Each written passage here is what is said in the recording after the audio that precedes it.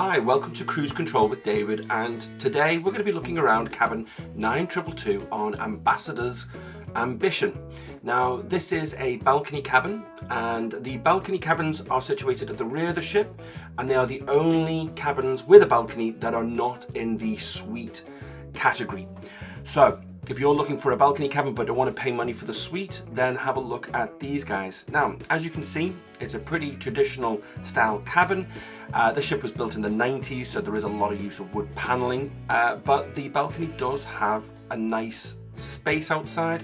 We didn't spend too much time out there because we were doing a Arctic cruise, but it was nice to have some natural sunlight in the room. Now, as you can see, the beds are made up as a queen, and we were told that these beds could be changed to a twin, and I think that's to do with the canopy over the top of the beds. However, there was lots of storage, nice clean bathroom space. Though the ship was old, the bathroom was kept clean. Every now and then we would get a slight unpleasant smell coming through the drains, but the ship's nearly 30 years old. What do you expect? Lots of wardrobe space. The only downside were they were very creaky, and we were on a very rough cruise, so the doors did move quite a lot, and yeah, we had issues opening the doors fully due to them being obstructed by the door hinge, which didn't bother us too much. But on rough nights when that door would fly open, it would smack that hinge and the metal box would come flying off, which would send us 6 feet in the air in the middle of the night. But let's concentrate on the cupboard space. As you can see, lots of space for lots of clothes and for lots of messy shoes. So you're not going to struggle to get your clothes, especially if you're on a longer cruise. You're not going to struggle to get anything in there. And there is also another cupboard just to the side with some more cupboard space, which are for shelving. Nice floor to head ceiling, floor to head height mirror. There's all the shelving. Excuse the amount of clothing, we just took far too much away with us. With it being an Arctic cruise, we didn't know whether we were going to need lots of shorts and t-shirts to hang around the ship on, or were we going to need to get dressed up to the nines in jumpers and jackets and trousers and coats and all sorts of stuff to go out in the weather. And to be honest with you, it wasn't that cold after all. Beds, I'm not going to put them in a top quality sleep. The pillows are the European style, so you get one large pillow, one small pillow. I'll give the overall sleeping experience on these beds a 6 out of 10. They're nowhere near Cunard or Princess quality beds, but they were all right. They were not too bad. Then you have your little seating area. You can see just to the left of the frame, that pulls out to be a bed for a third occupant. So if there's 3 of you traveling, it could be a rather affordable option, splitting that cost of that cabin between the 3 of you, and there is the space for 3 people, I would argue, especially with that wardrobe space. The TV was functional, a bit small but functional, movies, things like that.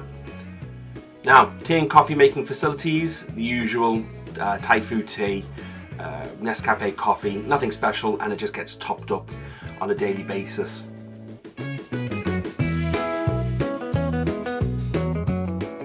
One thing we did find, and thankfully it wasn't a problem on this cruise because it was dark 16 hours a day, was that the curtains are not blackout and they didn't close properly. So if you are in sunnier climes and you've got a lot of sunshine coming through for a lot of the day and you like to sleep in, those curtains are probably going to get on your wick a little.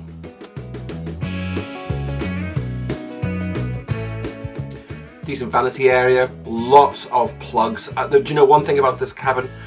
Tons of space. We had to do 3 checks before disembarkation just to make sure that we hadn't left anything in one of the numerous cubby holes. But like you'll see in just a second, loads of plugs. So we had 2 USBs, 2 English and a European. So we could have had 1, 2, 3, 4, 5 peripherals plugged in at any one time, which for cruise ships is very good.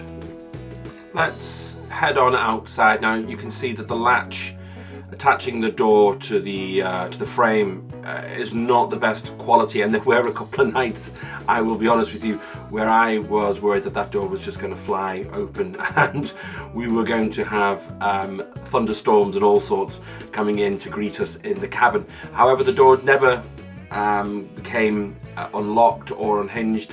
But yeah, it didn't look the safest thing, and maybe they might get those door latches repaired or updated. Okay, time to head into the bathroom area and let's have a quick look at that. It is a traditional cruise ship cabin. I'm sure if you've watched some of these videos before, you will know that the space between the sink and the shower door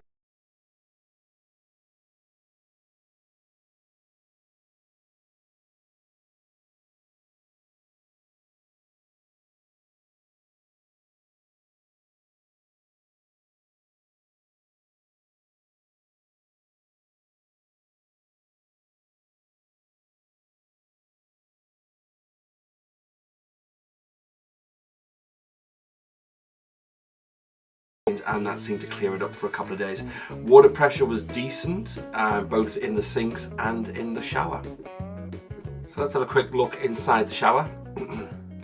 One thing I will say is the in-house toiletries are not the best quality. I'll have to say that actually they were terrible. It didn't smell nice, didn't feel nice. They could have done a lot better. If I was going to do another Ambassador cruise, I would bring my own shower gel. Ordinarily on lots of cruise lines, you know, the stuff that they're putting into those bottles seem to be decent quality.